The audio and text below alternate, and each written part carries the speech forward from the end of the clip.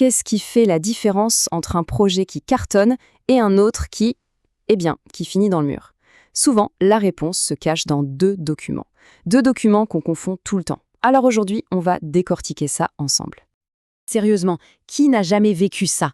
Un projet qui démarre sur les chapeaux de roue, tout le monde est motivé, et puis, paf, ça déraille. Les délais qui glissent, le budget qui s'envole, et à la fin, on se retrouve avec quelque chose qui n'a plus rien à voir avec l'idée géniale du début. C'est frustrant, non? Eh bien, figurez-vous que très souvent, la racine du problème, c'est un malentendu. Un malentendu tout bête entre deux documents fondamentaux, le brief et le cahier des charges. On pense que c'est la même chose ou presque, alors qu'en fait, ils jouent des rôles complètement différents. Allez, c'est parti. On met les mains dans le cambouis. Brief d'un côté, cahier des charges de l'autre. C'est quoi la différence au juste? Et surtout, pourquoi est-ce que c'est si important de ne pas les confondre? Commençons par le brief. Oubliez tout de suite les détails techniques hyper précis. Le brief, c'est autre chose. C'est le pourquoi. C'est l'âme du projet, sa raison d'être. Son objectif premier, c'est d'inspirer, d'aligner tout le monde, du client au créatif en passant par le développeur, sur une vision commune. Un bon brief, ça doit donner la pêche. Ça raconte une histoire, ça fiche un cap, mais ça ne dit pas comment construire le bateau. On se concentre sur la destination, pas sur la mécanique. Alors, qu'est-ce qu'on met dedans? Eh bien, tout ce qui donne du contexte et du sens. On parle de la marque, de son histoire, on définit clairement le contexte, les enjeux, quels sont les objectifs qu'on veut atteindre, à qui on s'adresse exactement, qui sont les concurrents sur le terrain, et bien sûr, les choses plus terre-à-terre, le budget, les contraintes à respecter, bref, tout ce qu'il faut pour avoir une vue d'ensemble, une vision à 360 degrés. Si on devait le résumer, on pourrait dire que le brief est avant tout stratégique. Il donne la grande direction. Il est aussi narratif, parce qu'il doit embarquer les gens dans une histoire. Et enfin, il est centré sur la vision. Le but, c'est la destination finale, pas le GPS détaillé pour y arriver. Ok, on a bien compris le brief, maintenant passons à son faux jumeau, le cahier des charges.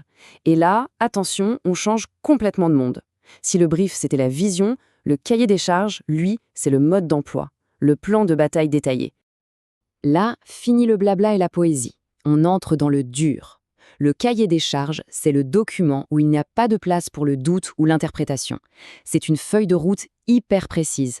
On y décrit tout ce qui concerne la réalisation. C'est presque un contrat, en fait, noir sur blanc, pour que chacun sache exactement ce qu'il a à faire. Dedans, on va trouver quoi? Des objectifs opérationnels bien chiffrés, le périmètre exact de la mission, ce qu'on fait et surtout ce qu'on ne fait pas. Les livrables attendus, précisément, le processus de validation pour éviter les allers-retours sans fin, le planning, évidemment, avec des deadlines clairs, les chartes et bien sûr les fameux KPIs, les indicateurs pour mesurer le succès. C'est vraiment l'outil qui transforme la belle vision du brief en quelque chose de concret, de mesurable. Donc, pour résumer le cahier des charges, il est opérationnel, c'est un guide pour le quotidien. Il est précis pour que tout soit clair comme de l'eau de roche. Et il est 100% tourné vers l'exécution. Son seul but, c'est que le travail soit fait, et surtout bien fait. Bon, on a vu le premier, on a vu le second. Maintenant, le meilleur moment, on les met face à face. Le match, brief contre cahier des charges. Vous allez voir, c'est limpide. Regardez ça, la question clé du brief, c'est pourquoi et quoi. Pour le cahier des charges, c'est comment, quand et avec quoi. C'est pas la même chose, hein. L'objectif principal, le brief veut inspirer et aligner les équipes. Le cahier des charges, lui, il veut détailler pour exécuter. L'un est donc stratégique, visionnaire, l'autre est opérationnel, précis. D'un côté, on a une histoire, un récit, de l'autre, un mode d'emploi technique. La différence est flagrante. Alors, on pourrait croire qu'ils s'opposent, mais en fait, c'est tout le contraire. La plus grosse erreur, c'est de les voir comme des adversaires. La clé, la vraie clé d'un projet qui réussit, c'est de les voir comme les meilleurs partenaires du monde. Il ne faut donc jamais penser brief ou cahier des charges, non.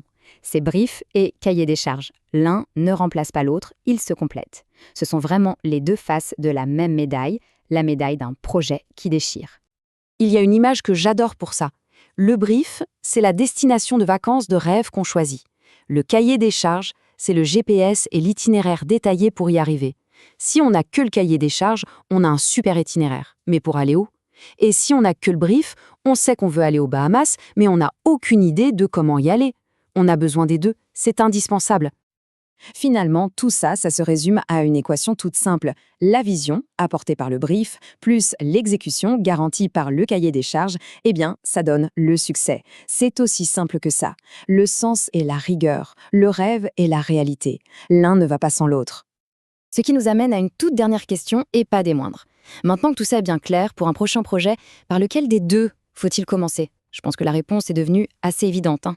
Et y penser dès le départ, ça pourrait bien tout changer.